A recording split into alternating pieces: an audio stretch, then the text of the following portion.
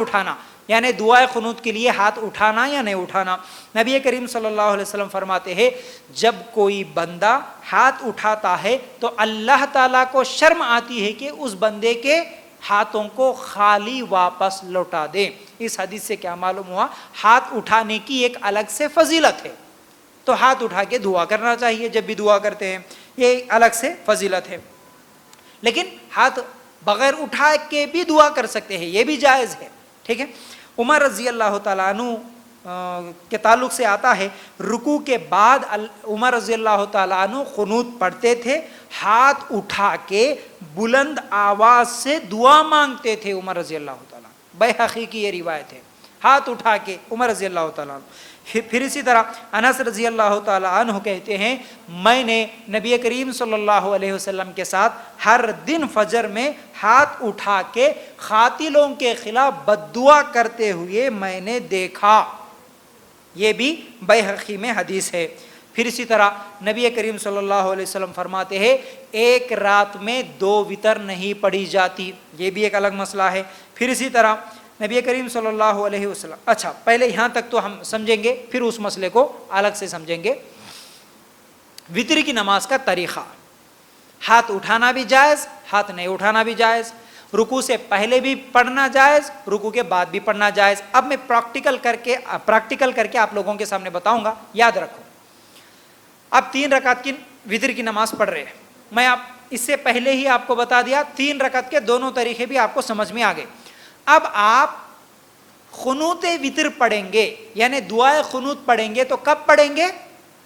3 رکعت والی نماز ہو یا 5 رکعت والی نماز ہو یا 1 رکعت والی، کب پڑھیں گے؟ آخری رکعت میں پڑھیں گے. ٹھیک ہے نا. دعائے قنوت وتر کی نماز میں ہم بھی پڑھتے ہیں تو کب پڑھتے ہیں؟ پہلی رکعت میں پڑھتے ہیں؟ نہیں نا، آخری رکعت میں پڑھتے. آخری رکعت میں کیا پڑھ رہے آخری رکعت میں؟ اچھا دوسری حدیثوں سے جو معلوم ہوتا وہ کیا ہے؟ اللہ کے رسول صلی اللہ علیہ وسلم آخری رکعت میں سورہ فاتحہ پڑھتے تھے. ٹھیک ہے.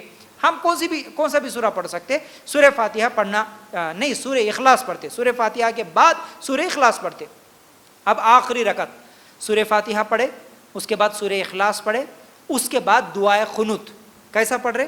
آپ ٹھہرے، سورہ فاتحہ سورہ اخلاص، پھر فوراً دعائے قنوت شروع کر دیے. نہ ہاتھ اٹھائے، نہ دعا کرے، دعا کے لیے ہاتھ اٹھائے، نہ رفع دین کرے، کچھ بھی نہیں کرے.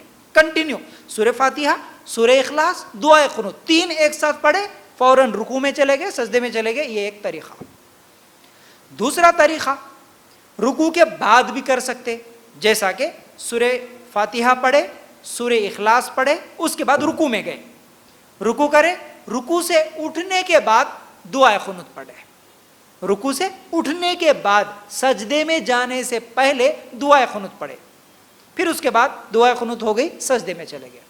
اب ان دونوں حالتوں میں ہاتھ اٹھانا یا نہیں اٹھانا یہ دونوں بھی جائز ہیں. سورہ فاتحہ پڑھے، سورہ اخلاص پڑھے، یوں ہاتھ اٹھائے فوراً. ایسا بندے ہوئے تھے ہمارے ہاتھ، سورہ اخلاص ہو گیا، ہاتھ یوں اٹھائے، اب دعائے قنوت پڑھ رہے، پڑھ کے رکوع کرے، سجدہ کرے، ہو گیا. سمجھ رہے نا.